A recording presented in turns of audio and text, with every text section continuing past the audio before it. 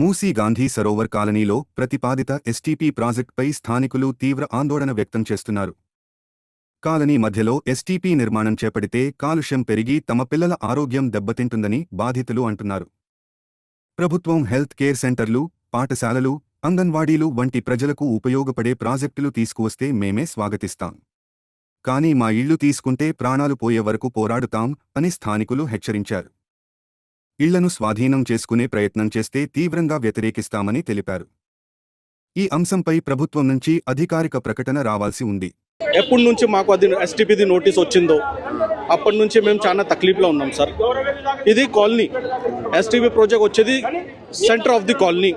మా ఆరోగ్యం ఎట్లా ఉంటాయి సార్, మా పిల్లలది ఆరోగ్యం ఎట్లా ఉంటాయి, మేము ఎక్కడ ఊరకాలి? మేమందరూ మిడిల్ క్లాస్ ఫ్యామిలీ సార్.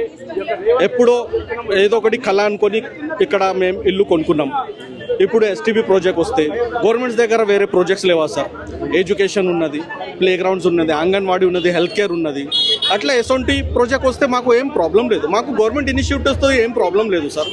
కానీ ఎస్టీపీ వస్తే మా పిల్లల ఆరోగ్యం ఎట్లా అవుతుంది? చచ్చిపోతాం సార్ మేమేమున్నది. ఇట్లానే మళ్ళీ చచ్చిపోతాం. అదే కాలనీలో కదా సార్, మళ్ళీ ఎక్కడ వెళ్ళాలి మేము? ఈ రోజులో ఈ ఎక్స్పెన్సెస్ చూస్తే ఎట్లా ఉన్నది బయట, మేము ఎక్కడ వెళ్ళాలి?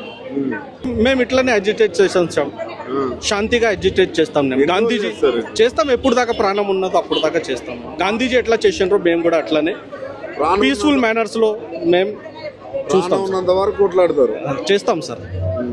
అనుకోలేదు సార్, మేము డెవలప్మెంట్ కోసమే ఆలోచిస్తాం. కేసీఆర్ సార్ ఉండే అప్పుడు అట్లా లేకుండే పరిస్థితి, ఇప్పుడు వేరే ఉన్నది. సో పొలిటికల్ యాంగిల్లో నాకు అట్లా ఏం అనేది లేదు. కానీ అయితే బాధ అవుతుంది సార్, అంతే, ఇంకేం లేదు.